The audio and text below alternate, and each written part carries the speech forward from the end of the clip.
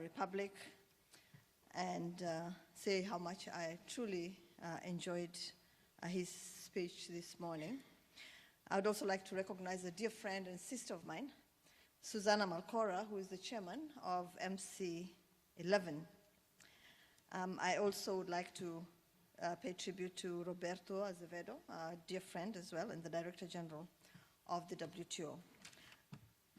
Distinguished ladies and gentlemen, I cannot even begin to tell you how honored and delighted I feel to be speaking here at this inaugural business forum that convenes world leaders, policymakers, the business community, academia, civil society, to freely exchange views on multilateralism, on global trade and its aspects.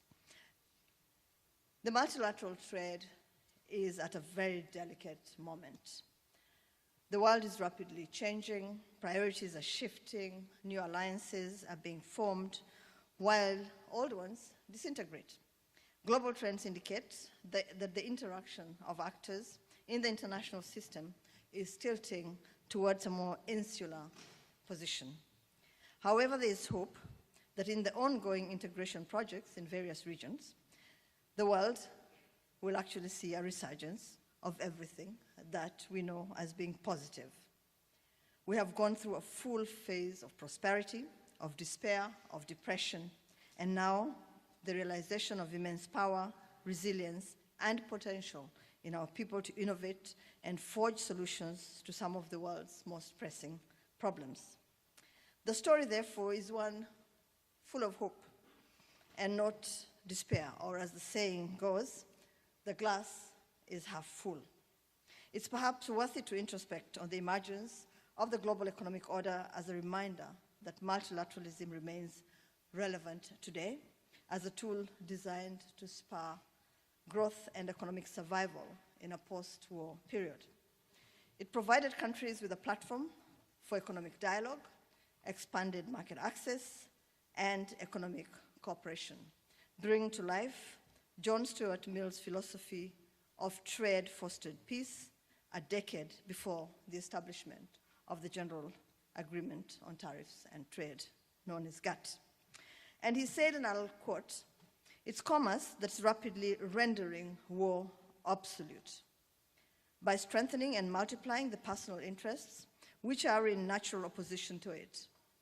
It may be said without exaggeration that the great extent and rapid increase of international trade in being the principal guarantee of peace of the world is the great permanent security for the uninterrupted progress of ideas, of institutions, and of the character of the human race," end of quote.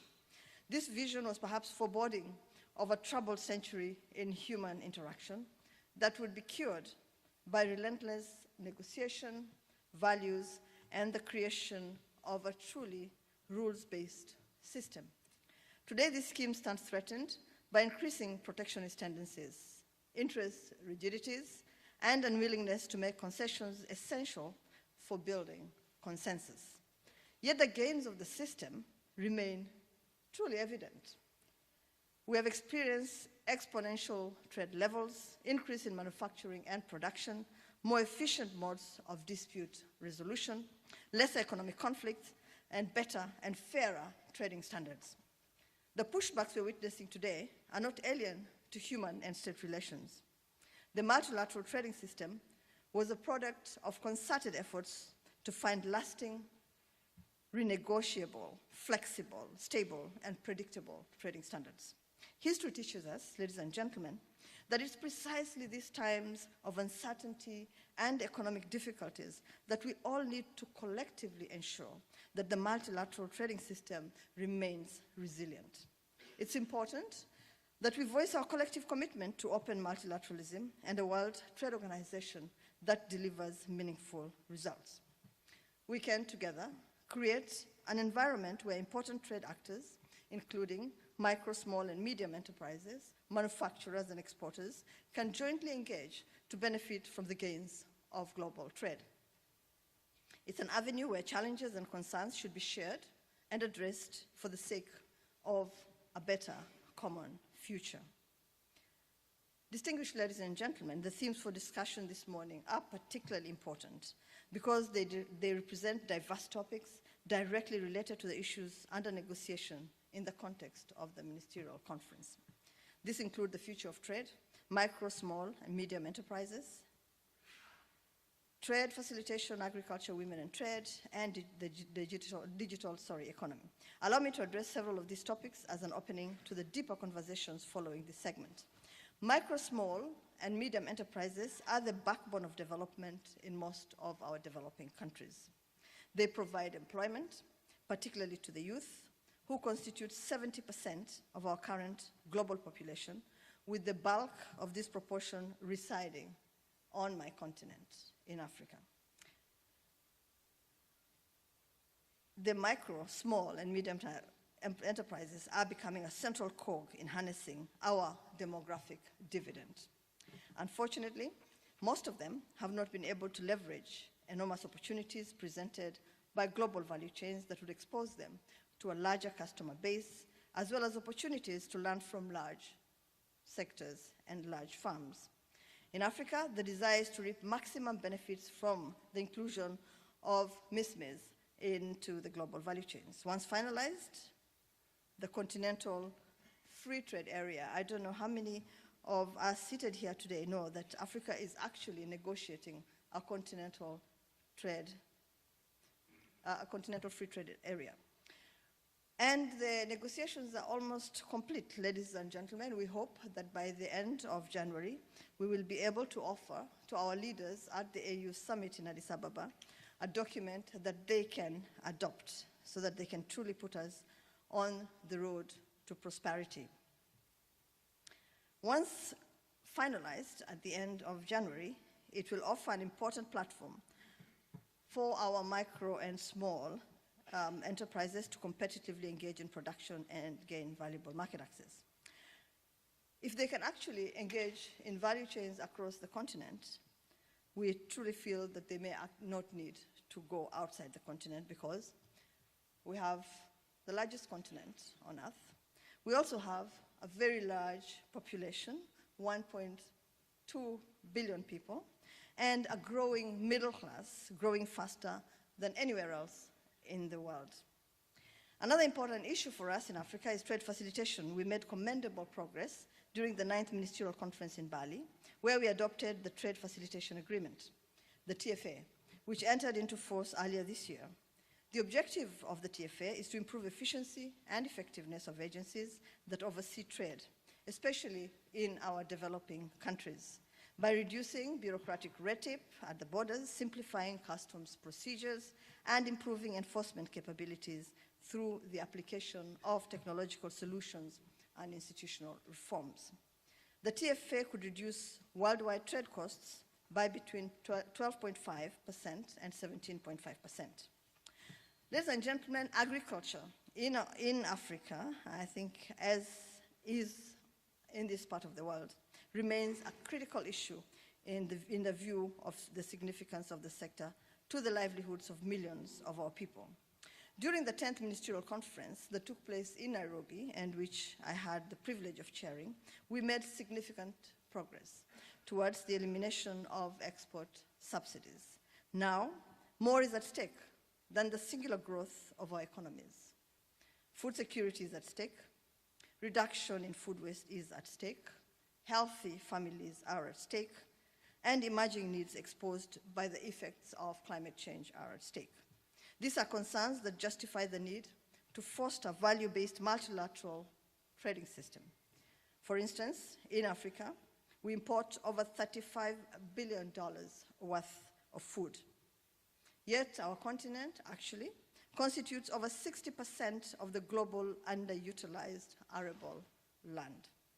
Continued negotiations will provide a level playing field for us in the international marketplace for the benefit of exporters by improving the productive capacities to produce internationally competitive goods.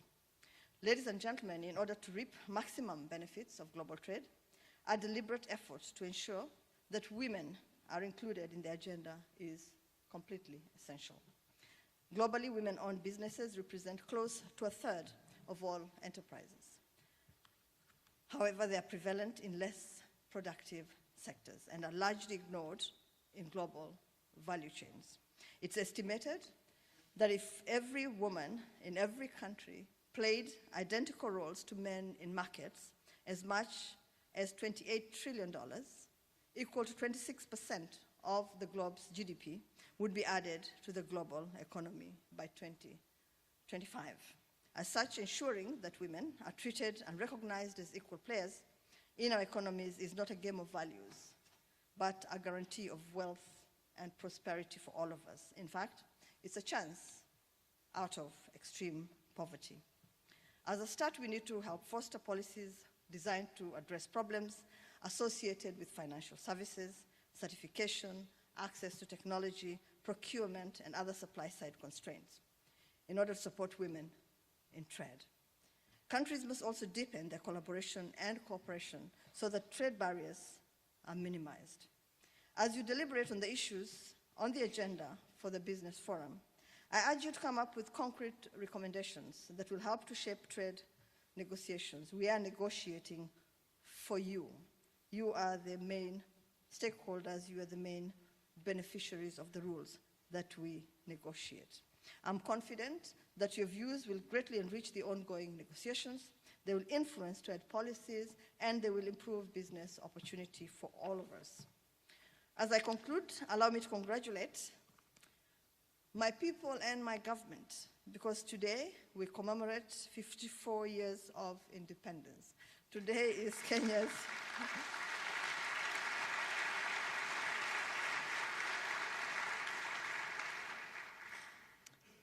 Today we mark 54 years since Kenya's independence on the 12th of December, 1963. It's actually a time that we don't leave home. It's a very emotive time, it's a very celebratory time. But I think the bells that were rung here in Buenos Aires for all of us to come out and support multilateralism and multilateral trade could not be resisted. Not by me at least, because I believe, truly believe, in liberalization and trade liberalization in particular. A stable and productive country, my country, it's in East Africa. It has a vibrant, educated, and skilled workforce. And Kenya is the ultimate business destination in Africa. I'd like to invite all of you to come. I'd like to invite all of you to come and invest and join with us in developing a continent whose potential is truly great. I'd like now to wish you very fruitful deliberations. I look forward to reading the outcomes of this forum. And for your attention, I thank you very much.